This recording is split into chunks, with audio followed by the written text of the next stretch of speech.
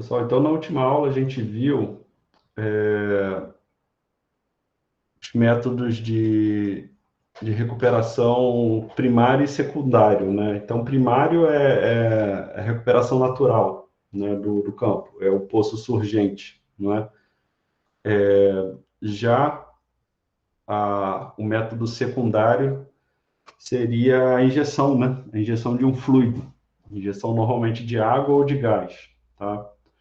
E o terciário é isso que a gente vai ver agora, que são os métodos especiais, tá? Então, os métodos especiais, eles são mais caros e os terciários normalmente vêm nessa sequência, né? A gente espera primeiro que um campo seja surgente, a gente tenta prolongar essa surgência ao máximo, depois a gente vai injetando água e gás, normalmente dando preferência para aquilo que é mais barato, tá? E aquilo que faz mais sentido considerando o grau PI, a capacidade da plataforma. E por último, a gente usa essas intervenções que são caras, tá? São complexas, mas muitas das vezes são viáveis, porque elas se pagam. Injeção de vapor é só para campos assim com óleos extra pesados, né, que é o extra heavy oil. Aqui no Brasil a gente tem pouco, tem muito no Canadá, mais no Oriente Médio, é bem difundido isso.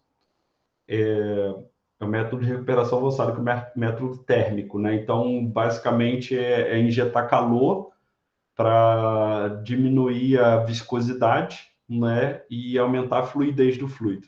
Aí nós temos os métodos químicos, esses aqui já são mais utilizados aqui no Brasil, que é injeção de polímeros, alcalinos, tensoativos, com várias finalidades. E por último, nós temos os métodos miscíveis, né, que é a injeção de banco de gás, né, liquefeito de petróleo, a injeção de gás seco a alta pressão, injeção de gás enriquecido, dióxido de carbono e nitrogênio, tá? Então, hoje a gente vai ver um pouco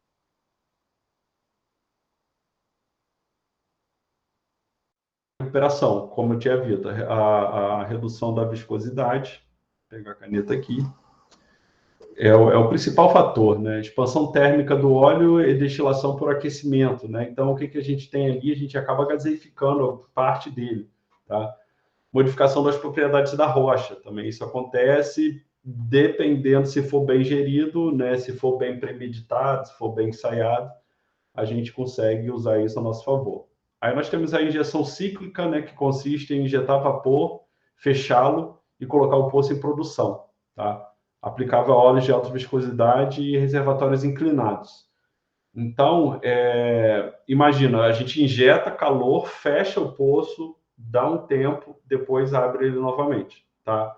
Então, a gente espera essa condutividade térmica se expandir ao longo do reservatório, tá? A gente faz um pré-aquecimento, né? Imagina, muito mal comparando, é o pré-aquecimento do forno, né? Então, é muito nesse sentido. É importante também, né, comparando de novo, né, no processo de cozimento da matéria orgânica, né, aqui com o intuito de reduzir a viscosidade e da expansão térmica, principalmente. Então, de forma cíclica, você injeta, fecha, abre e produz. Injeta, fecha, abre e produz. Tá? Sempre com a principal função de redução de viscosidade e de expansão térmica do óleo e destilação por aquecimento. E tem essa daqui, né, que a gente está falando, que é a injeção cíclica, e tem a segunda possibilidade, que é a injeção continuada, que é a injeção contínua, né? A injeção de vapor em um poço, né, e produção por outro. Então, em óleos mais leves, efeitos de destilação e extração de solvente podem predominar e levar a altas recuperações. Então, aqui não para, né? A gente não dá esse tempo de fechamento ali e a gente não estopa, né? Não corta a injeção de vapor. Então, aqui está mostrando, nesse primeiro quadro aqui, a injeção de vapor, tá? O óleo pesado, aqui, o vapor sendo injetado. Aqui o vapor já condensou, né? Já acabou aqui liquefazendo, saindo do estado gasoso, e aqui é a zona quente, tá? aí fecha, tá? Aí vai expandindo, tá vendo? Vai aumentando a área de alcance, não é? Aí depois você produz aqui pelo mesmo poço, tá? Então, isso é uma das características, né? Tá vendo aqui? Agora você consegue explotar. Então, injetou, esperou, produziu um único poço. Já aqui o método de injeção contínua, você vê que tem a necessidade de pelo menos 2 poços, tá? Então, aqui, ó, o poço injetor, tá? O vapor e água condensada. Aqui o vapor vindo aqui, água condensada, né, aqui quente, banco de óleo sendo aquecido, tá? E empurrado por um poço produtor, tá? Esse tipo de operação, ó, no mar, quer dizer, eu nunca vi. Em terra é muito comum, até porque a planta de aquecimento é cara, é complexa, é perigosa. Então, você botar isso no ambiente offshore é complicado, tá? Em terra é muito comum. Então, a maior parte dos exemplos, né, que eu sempre vi, eu particularmente nunca vi uma aplicação dessa no mar. Então, aqui algumas outras características do método de injeção de vapor, né, especificamente, são óleos viscosos de 10 a 20 graus PI, são mais susceptíveis à redução de viscosidade pelo calor. Reservatório aqui também são sempre reservatórios rasos, né, então shallow oil, né, o shallow reservoir, então eles estão a poucos metros, né, dá para se trabalhar em metros, né, ao invés de quilômetros, que é uma característica mais comum quando a gente está no mar. Permeabilidade também tem uma permeabilidade característica maior igual a 500 milidarcy. Quando a gente tem baixa permeabilidade no reservatório, já é mais complicado trabalhar, tá? Espessuras de arenito, né? Então, é bem característico também, são 9 metros. Então, para você ver, né, como os reservatórios não são tão espessos. Então, Aí é um prédio de 3 andares, né? Se for comparar, né, a capacidade de produção que ele tem. Assim, eu lembro quando eu comecei a estudar, né, eu achava que as espessuras eram bem maiores, né? Quando a gente está no pré-sal, pode até ser a espessura, mas aqui, quando a gente está falando de esses óleos altamente viscosos, né, que acontece mais raso, né, a espessura deles acaba girando em torno disso. Aqui mais uma explicação, né, como isso acontece. O vapor vem aqui, olha, o óleo está aqui embaixo, né? Então aqui há essa transferência de calor para o banco de óleo, tá? E esse vapor acaba se condensando, né? Ele vira uma água quente, tá? Então aqui ele acaba empurrando nesse segundo momento. Então a frente de calor está aqui, ele acaba empurrando esse óleo começa a se deslocar, tá? Essa frente de água quente aqui vai empurrando o banco de óleo. É esse comportamento que a gente espera. Tá? Combustão in situ. A combustão in situ nada mais é do que uma combustão planejada, né, e controlada dentro do reservatório. Então, você dá ignição no seu reservatório, olha lá, sustentada pela injeção de ar espontânea. Né? Então, para a gente ter uma combustão, a gente precisa do comburente, do combustível e da ignição. Não é? Então, quando a gente vai gerenciando, né, o comburente, no caso, o ar. Então, se você retira a quantidade de ar, você acaba conseguindo controlar ou até mesmo extinguir a combustão. Então, é dessa forma que é gerenciado. Como é um ambiente assim com baixíssima oxidação, então é fácil controlar. Então, lá, o calor é produzido dentro do reservatório, não fora, como aqui no método de injeção de vapor. Então, aqui o vapor é produzido na superfície, injetado no poço para chegar no reservatório. Aqui não. O calor é produzido já no reservatório. Tá? Então, essa é a diferença. Injeção de vapor, calor produzido na superfície. Combustão in situ, calor produzido no reservatório. Aqui, como dito, a ignição sustentada pela injeção de ar, o oxigênio se combina com o óleo formando dióxido de carbono e água, né, liberando calor. Em muitos reservatórios, a ignição é espontânea. Então, você tem um ambiente propício para isso acontecer. aqui é do interesse que aconteça, tá? Mas nem sempre é interessante que isso aconteça, porque ele pode deteriorar de forma prematura o reservatório. Só é interessante que aconteça já quando o reservatório já produziu bastante, já está depletando, a produtividade já está diminuindo em relação ao que era. A frente de combustão avança no mesmo sentido. Tá?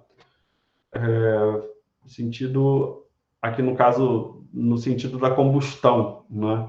E isso quando a gente está falando de combustão em situ direta. Aqui a combustão em situ reversa, a combustão ocorre no sentido inverso da injeção, do poço, no caso, injetor, né? Aqui ela está sendo iniciada através, né, na direção do poço produtor. Aqui não, é mais uma questão técnica, mas para vocês saberem que existe, né? O que é importante que vocês saibam é essa parte aqui. É um mecanismo, né, que isso ocorre.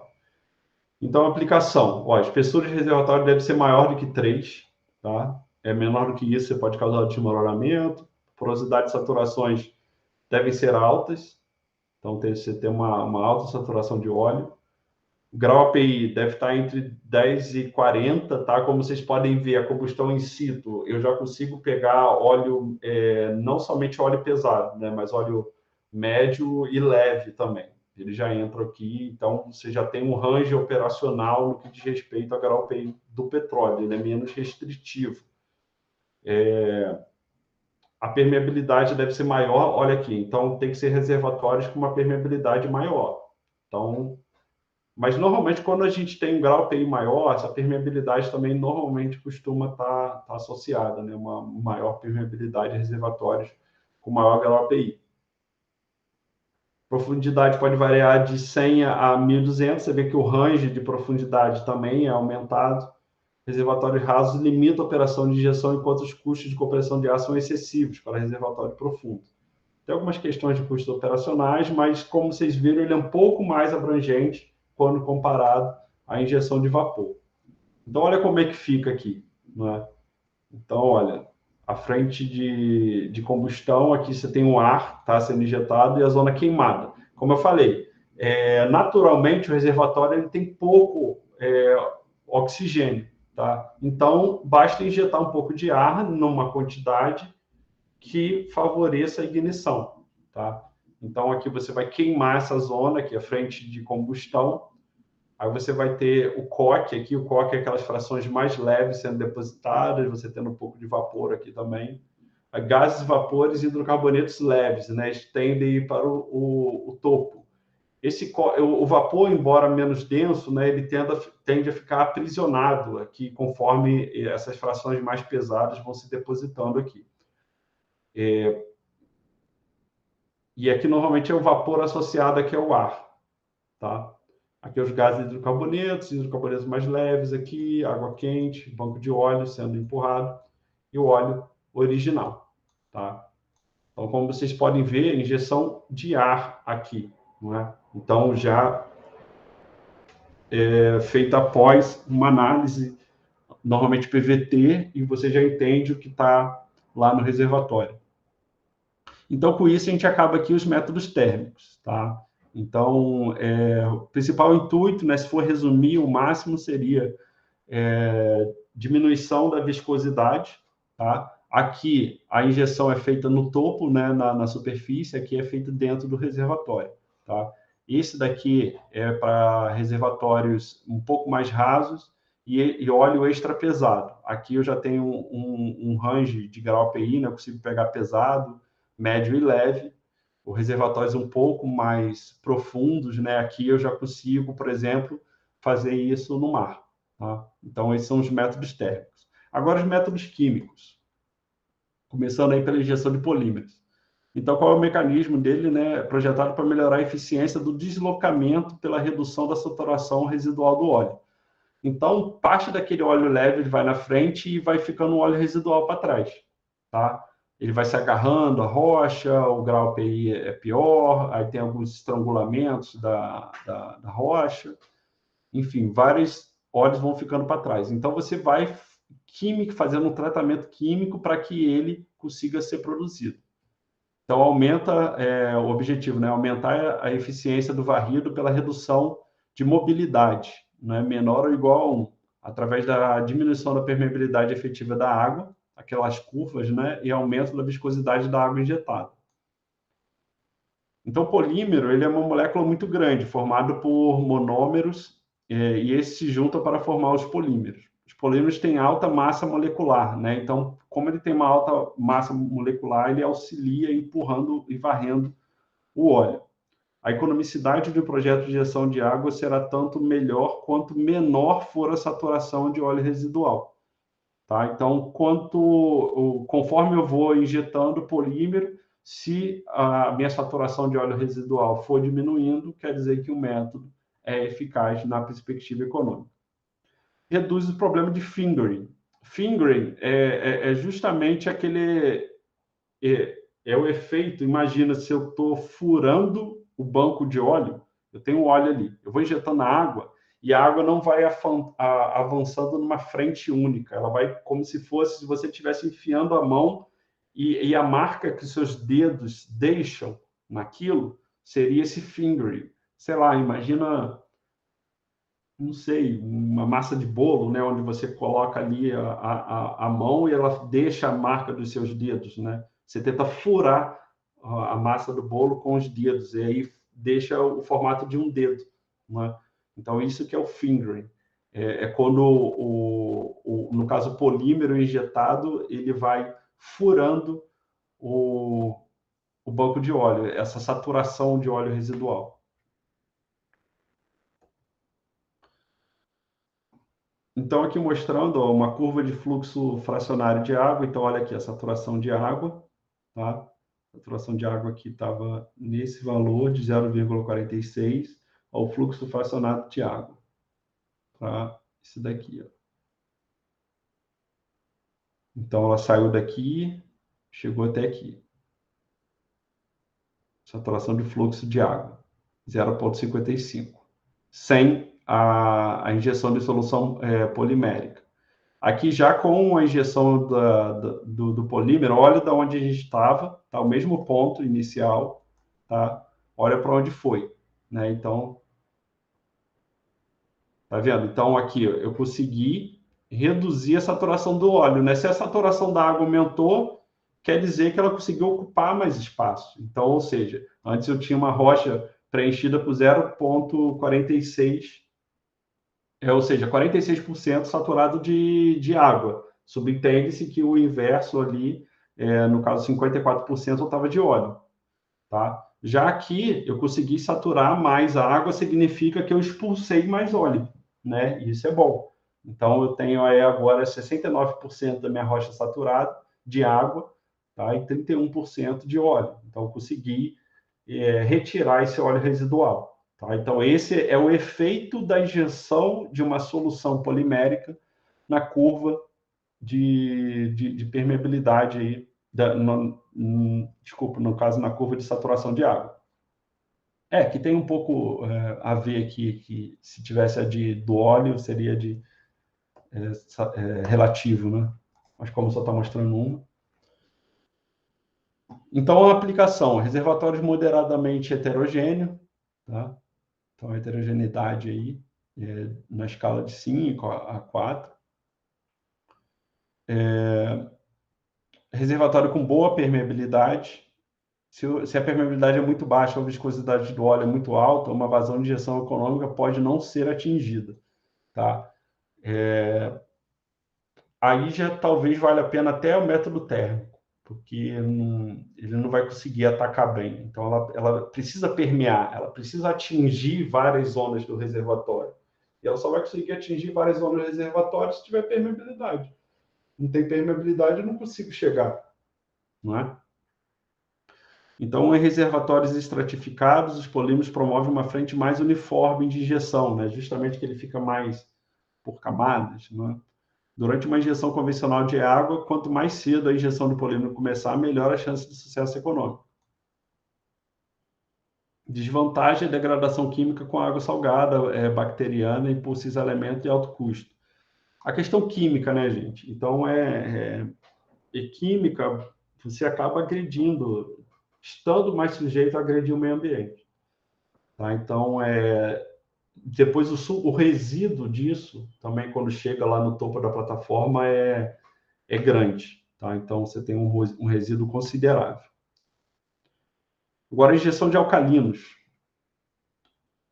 Então, a existência de ácidos orgânicos em certos tipos de petróleo levou à ideia de se utilizar hidróxido de sódio, tá? Para se aumentar a eficiência de injeção de água. Então, o ácido orgânico mais o hidróxido de sódio é igual à formação de uma substância tensoativa, que aumenta a recuperação em relação à injeção de água. Então, alcalinos e surfactantes visam reduzir a tensão superficial, tá? Entre o fluido deslocante e o deslocado. A tensão interfacial é justamente aquilo que mantém eles aglutinados, né? Então, a injeção de alcalino, surfactante de polímero, aumenta a eficiência de deslocamento. Um subproduto alcalino, né, seria aí o carbonato de sódio ou hidróxido de sódio. Seria um subproduto gerado. Aqui está o range operacional, né, que seria o API maior que 20, viscosidade do óleo menor que 100 centipós.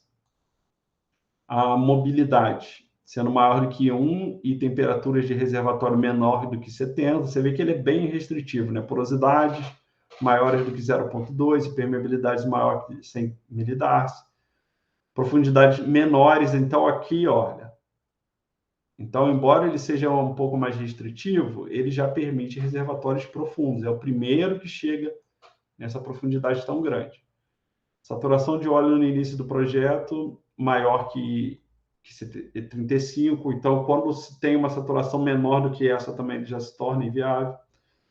A acidez do óleo maior que 0,1 miligramas, a salinidade da água injetada é menor do que 1.000 partes por milhão. Essa água injetada, gente, o complicado dela é justamente obter, que normalmente a gente tenta injetar a própria água que está no reservatório, que veio do reservatório, melhor, né? Então, a gente trata ela, tirando o gás, o óleo, e acaba reinjetando.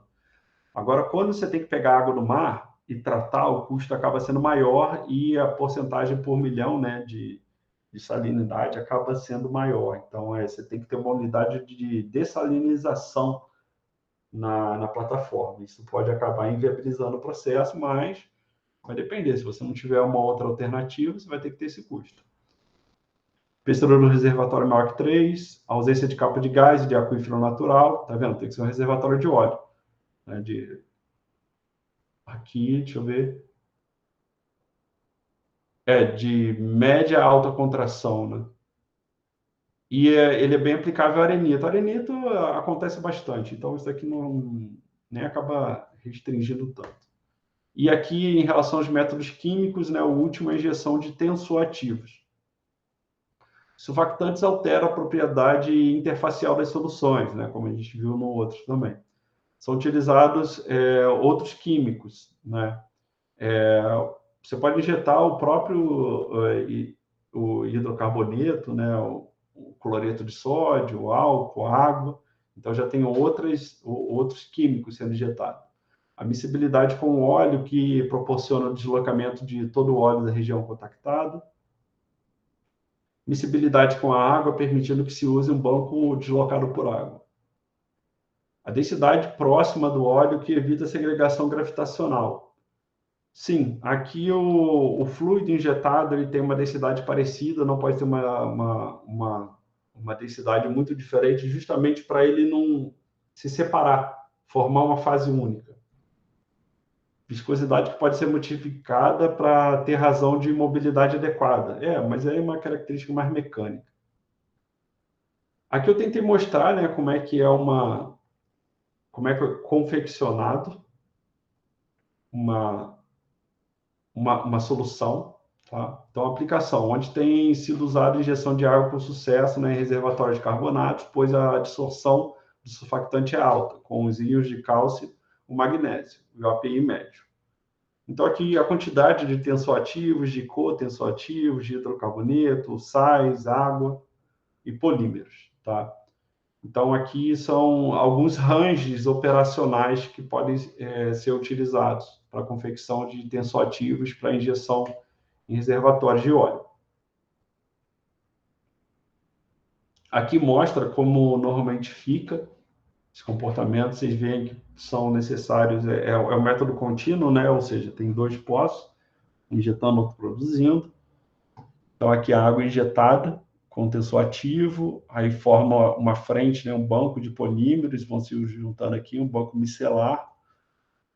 O óleo e água fluindo nesse banco, aqui, ó, quando você já consegue, tá vendo, separar o óleo da água. Então, a água conata, né, é aquela água do reservatório, você consegue aqui fazer com que ela fique, ou que pelo menos que boa parte dela fique, e o que o banco de óleo seja produzido. Esse é o objetivo, tá? Então, tá vendo como você consegue fazer um melhor tratamento químico, né? E chegando ao objetivo que é esse camarada aqui, o banco de óleo. Então, aqui esse banco micelar é justamente aqui quando você tem essa coisa indefinida, né? Que é o químico, é o tensoativo injetado junto com o óleo e com a água. E depois ele começa a agir e já começa a separar. E a última classe aí de métodos especiais de recuperação, que são os métodos miscíveis. Então, ele tem como base principalmente esse daí, né, injeção de banco de gases de liquefeito de petróleo, né? Então, esse gás justamente é altamente comprimido, que ele vai ter um efeito diferente se você injetar uma substância líquida ou uma substância gasosa, né? Você está injetando uma substância gasosa altamente comprimida que ela acaba ficando no estado líquido. Então, qualquer hidrocarboneto líquido, como nafta, querosene, gasolina, é miscível com óleo de reservatório típico, né? Também são miscíveis com os óleos de reservatório, chamados gases de liquefeito, né, que é o LPG, compostos por etano, propano ou butano, ou uma combinação desses componentes. É muito comum a combinação entre eles, tá? Então, eles apresentam a miscibilidade ao primeiro contato. Então, o banco de GLP, por sua vez, é deslocado por um gás seco e se costuma injetar alternadamente bancos de gás seco e água. Aí também tem daí seria o WAG, né, que é o Water Alternate Gas, né, que é a água alternada ao gás. É uma possibilidade também muito utilizada, né, o método SWAG. Então aqui algumas restrições operacionais, né, profundidades mínimas ali máximas. Ali botei em pés em metros, profundidade máxima depende da temperatura do reservatório, né? Por que depende? A gente está injetando gás, né, gente? Então, a inflamabilidade do gás, ela acontece em temperaturas muito fáceis de se atingir. Então, aí, imagino que alguma coisa abaixo de 50 graus seja uma temperatura mais segura. Mas é muito comum encontrar reservatório por volta de 70 graus. Então, isso tem que ser visto. Reservatórios de baixa pressão, reservatórios inclinados também favorece, formações pouco espessas em reservatórios horizontais, quando for o caso. Viscosidades baixas para atingir uma razão de mobilidades aceitáveis, de 5 a 10 centipós, temperaturas máximas aqui, ó, de 206 Fahrenheit. Permeabilidades menores de 50 são as melhores candidatas. Então, como vocês viram, como a gente está injetando gás, a permeabilidade alta já não é tão relevante, porque quando a gente está injetando líquido, a, a permeabilidade já é mais importante para escoamento, até porque ele vai oferecer mais resistência. Então, olha só como é que fica aqui. É claro que não fica assim bonitinho, né, gente? Não fica assim por boxes, né? Fica mais separado. Então, aqui a água, o gás injetado e água. Tá vendo? Aqui está sendo alternado, né? Então, imagina, aqui o banco de GLP. Aqui, então, primeiro foi injetado esse, tá? Parte dele pode ter virado gás, ou você injetar gás logo em seguida. Água, gás, água. Tá vendo? Vai fazendo essa alternância, tá? Então, é uma característica desses métodos miscíveis, justamente para você não ter um custo tão grande de injeção de gás. O gás é mais caro do que injetar água, né? Então, você vai preenchendo, ao invés de botar tudo o GLP, eu vou revezando com a água para não ter um custo tão elevado. E você tem um bom resultado. Olha a água Conata aqui, vindo aqui para baixo, aqui interessante. Injeção de gás enriquecido, né? Também chamado de mecanismo de gás condensado, é semelhante ao processo de banco de GLP. A miscibilidade é atingida após um processo chamado de múltiplos contatos. Injeção de gás rico é de C2 a C6, né, seguidos de gás seco. Então, geralmente se usa um banco de gás enriquecido entre 10% e 20% do volume poroso do reservatório. Então, você usa um blend de gás e depois um gás único, tá? Então, aqui, se eu não me engano, não tem o uso, é isso, não tem o uso daquela alternância com a água, tá? Então, aqui é só gás, mas você faz uma alternação de gases, né? Ora gás rico, ora um gás seco, né? Que no caso, imagina, você está injetando um blend de gás, né? O blend é sempre mistura, né? Tá C2, C4, C6, e depois você só injeta C4, entendeu? Então, é nessa perspectiva. Efeitos de densidade dos fluidos minimizados para a formação de poucos pesos e baixa permeabilidade. Então, formações com boa inclinação estrutural. Então, quando boa inclinação estrutural, é isso, ela tem uma continuidade. Agora, formações que estão vindo, do nada elas mudam de direção, assim, de forma muito abrupta, tá vendo? Dessa forma aqui não favorece muito. Então, aqui, ó, você tem uma continuidade melhor, com a injeção feita de cima para baixo. Então, pressões mínimas aqui, ó, já é uma pressão relevante, né? 200 mil PSI, 3 mil PSI, uma pressão bem elevada. Óleos de alto grau API, maiores que 30, para se obter miscibilidade de pressões razoáveis. Então, você vê que até faz sentido, né? Porque normalmente esse gás, normalmente você injeta o gás que está vindo do reservatório. E quando você tem gás, é porque você tem um óleo de melhor qualidade. Óleo de baixa qualidade, eles têm pouca quantidade de gás. Viscosidades baixas aqui. E segregação gravitacional pode ser um problema em reservatórios varridos horizontalmente. Porque quando você tem um reservatório que ele tem uma zona de varrido assim, né? E não assim, com uma espessura tão elevada, isso aqui acaba prejudicando. Então, aqui mostrando ó, o gás pobre, tá?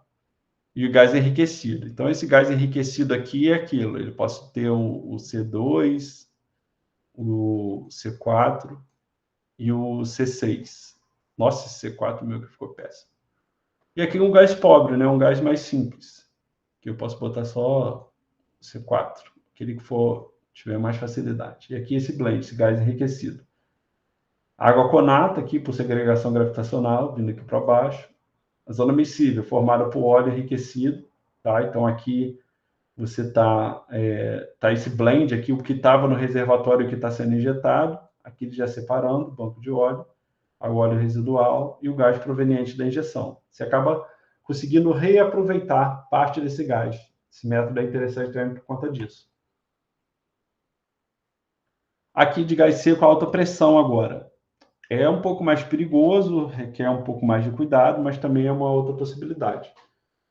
Então, foi o primeiro método de recuperação miscível de hidrocarbonetos, né? Consiste na injeção de um gás pobre a uma pressão suficientemente alta para provocar uma vaporização retrógrada do óleo cru. Você lembra lá do gás retrógrado? Que ele começa gás, devido à alta pressão, ele acaba se liquefazendo e quando ele chega na superfície ele vai gaseificar de novo. Então, é isso. Essa alta pressão, ela acaba fazendo isso daí, o que favorece esse efeito retrógrado, né? O que favorece o deslocamento dele. E a formação de uma frente miscível rica em intermediários entre óleo e gás, né? Nesse processo, componentes intermediários são transferidos do óleo para o gás, por isso é chamado de vaporização no gás. Então, a aplicação, né? Deve existir alta pressão da interface do gás. Então, a interface é justamente ali o limite, né? Onde eles vão ter o primeiro contato. Como vocês veem ali, ó, já chega na escala de 6.000 PSI. Então, você tem que estar, olha, com os testes de pressão do cimentado, da coluna, você tem que estar tudo muito bem ajustado. Segurança operacional aqui, o pessoal que faz os testes de pressão, você tem que fazer o teste de pressão. Normalmente você fala, olha, a pressão operacional vai ficar sempre variando de 3.000 a 6.000. Beleza, vamos testar o poço a 9.000. Margem de erro. Tá? É sempre muito importante você ter um limite bem maior daquilo que você vai usar. Tá?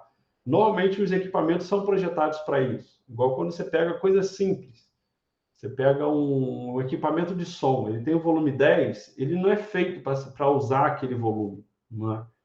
Normalmente, o range operacional de qualquer equipamento, de um carro, de equipamento de som, de uma máquina de lavar, ou qualquer coisa, nunca é na capacidade máxima, é sempre ali de 50% a 70%.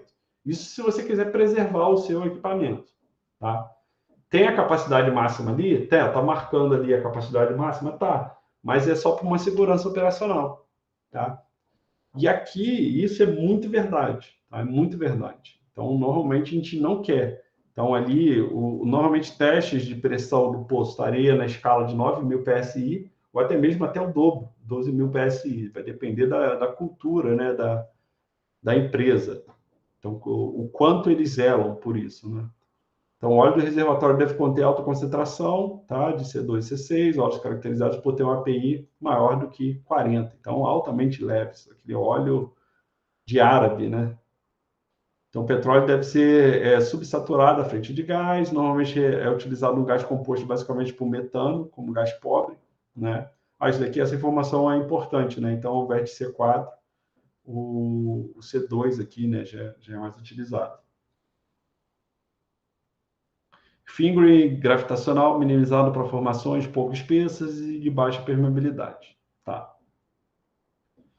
Então, aqui vocês viram que a alta pressão ela acaba reduzindo a complexidade do que está acontecendo no reservatório. Tá? Então, olha lá, a zona miscível formada pelo gás enriquecido, tá? O gás pobre, aqui o C2, banco de óleo, óleo residual, água de injeção. Injeção de dióxido de carbono. E isso daqui, gente, tem sido uma boa, porque, por exemplo, imagina um campo que já deu o que tinha que dar. Então, você pode pegar sabe o crédito carbono, né, que tantas pessoas fazem, né? O dióxido de carbono ele acaba afetando negativamente a camada de ozônio. Então, é uma forma de você estocar e não deixar isso ir para a atmosfera. Você criar esses reservatórios de dióxido de carbono. Através de uma captura, você pode injetar aqui. Então, isso é interessante. É uma alternativa, né, para tentar se atingir essas metas aí metas de descarbonização e agredir menos o meio ambiente. O problema é que isso vai para o subsolo no curto prazo, na escala humana, né? Bota aí 30, 50 anos, né? E a gente não tem efeitos negativos comprovados, mas imagina, daqui a 3, 4, 5 gerações, o que isso daí vai virar? Porque aquilo dali vai estar alta pressão, alta temperatura, reagindo quimicamente e fisicamente com uma rocha, a gente não sabe muito bem o que pode acontecer. Mas para já tem se mostrado uma alternativa interessante, tá? Mas só o tempo vai dizer se realmente é um mecanismo, né? A gente pegar esses reservatórios depletados e preencher com dióxido de carbono como forma de sequestrar o carbono que iria para a atmosfera, a gente pega em terra ele, literalmente. Mas aqui utilizando para recuperar o óleo, né? Então, o dióxido de carbono tem uma forte atração pelo óleo, né? Causando vaporização e inchamento, e, consequentemente, deslocamento do interior do reservatório. Então, ele é um excelente método de injeção por conta disso. Essa é a principal característica aqui. Importante, determinar a pressão de miscibilidade. Também tem que controlar a pressão, senão você vai acabar não atingindo esse primeiro objetivo aqui. A um primeiro contato, o dióxido de carbono não é miscível com o óleo. Entretanto, sob condições de temperatura, pressão e composição variáveis, gera uma frente miscível. A zona miscível é formada pela transferência, né, de componentes de óleo para o dióxido de carbono. O tamanho do banco inicial de óxido é de cerca de 5%. Vocês veem que não é tão grande comparado com o volume poroso. E este banco segue-se uma injeção alternada de água e dióxido de carbono até que se tenha um volume injetado acumulado de 15% a 20% do volume poroso. Tá? Então, você vê que tem essa alternância com a água justamente para não se gastar tanto com o dióxido de carbono. Aqui alguns ranges operacionais, né? O grau API maior que 25, faixa operacional, também trabalha numa pressão relativamente elevada.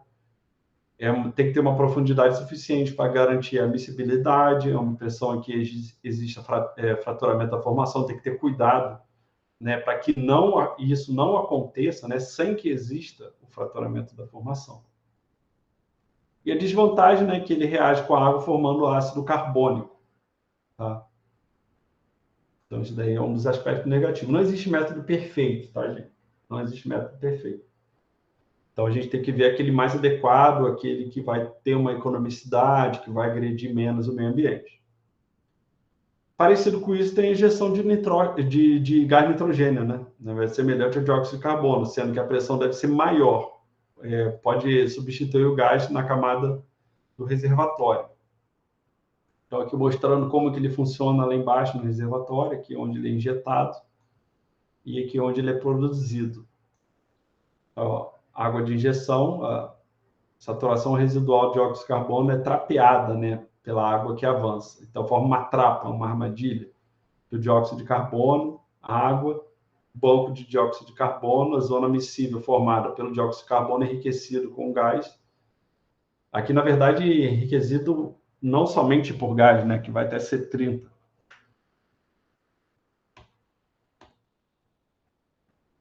Ótimo. Então, aqui a gente acabou com esses principais métodos terciários, tá? Que são métodos especiais de recuperação.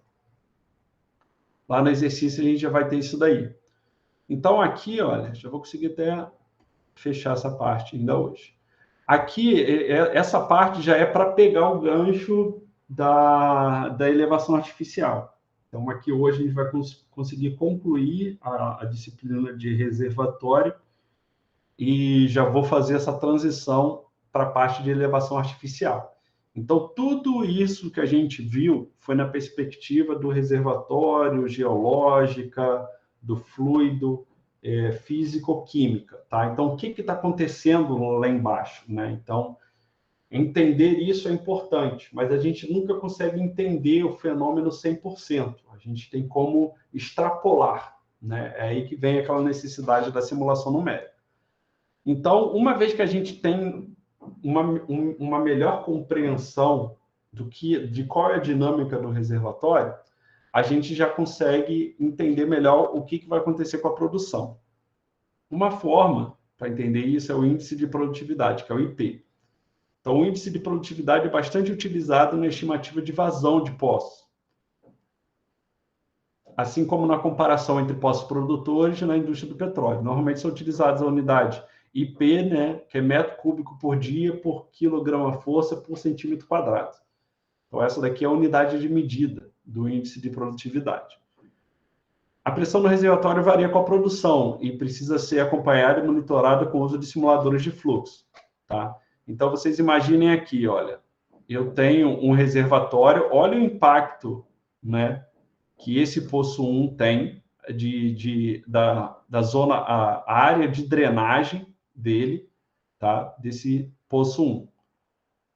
E olha o que esse poço 2 impacta aqui no mesmo reservatório, tá? Então, repare qual a área de influência de um campo. Imagine isso daqui, gente, como se sendo uma pia. Sabe uma pia cheia que ela está tampada, o ralo está tampado e você tira?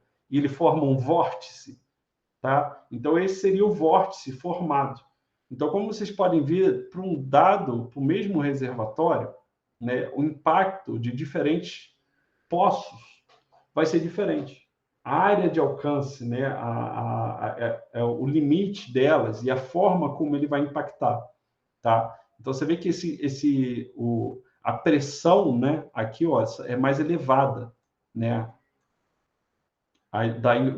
da área de influência do poço 1. Aqui do poço 2, não, a pressão é um pouco menor. Você vê que a pressão bate aqui. Aqui da pressão 1, ó, ela é maior. Tá? Então, você tem um delta P aqui maior para o poço 1, quando comparado com o poço 2. Então, olha, ele pode ser determinado, o índice de produtividade, né, através de 2 testes de produção, ou conhecendo se a pressão do reservatório e realizando o teste de produção, né? Medindo-se também a pressão de fluxo. Então, a pressão de fluxo do poço vai ser sempre representada por PWF, né? PWL, F seria flow ou fluxo, né?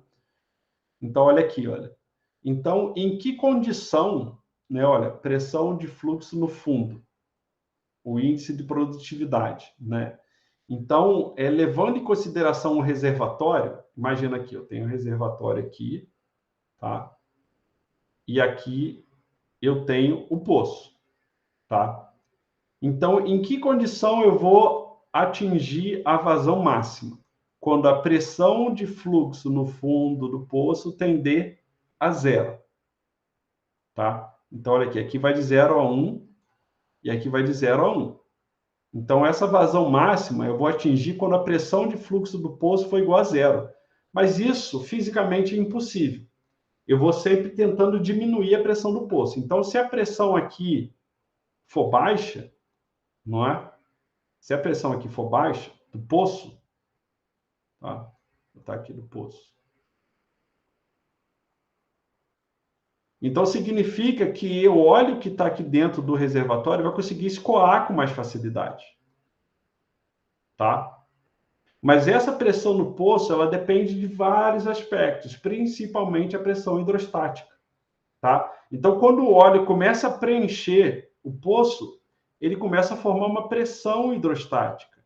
Essa coluna de fluido tem um peso, tá? E quando essa coluna de fluido começa a ter um peso maior do que a pressão de fluxo do reservatório, a minha vazão diminui, tá? Então, a gente vai ver, né, na parte de elevação artificial que há uma oposição de solicitações. Aqui o ambiente perfeito seria que o meu poço fosse um vácuo, tá? Não houvesse pressão ali. Mas isso é impossível, tá? Mas quando aí, qual é a ideia daqueles métodos de injeção, né, de recuperação secundária, terciária ou até mesmo da bomba? É justamente diminuir a pressão do poço, tá? Artificialmente. Então, ao fazer uma intervenção de despressurização da pressão ou redução, né, da pressão de fluxo de fundo do poço, eu consigo aumentar a produção. Então, como vocês podem ver, olha, a vazão é diretamente proporcional ao índice de produtividade, que é inversamente proporcional à diferença entre a pressão estática e a pressão de fluxo, tá? Então, essa diferença aqui é inversamente proporcional ao índice de produtividade. Então, ó, podemos considerar o índice de produtividade constante, né, determinado durante determinado período de tempo, e a pressão de fluxo superior à pressão de saturação. Então, é isso. Com isso, a gente acaba a disciplina de reservatório e na próxima aula a gente vai falar sobre a parte de elevação artificial. Eu não vou começar hoje para não misturar os temas e não misturar lá o questionário também, tá bom? Dúvida, gente?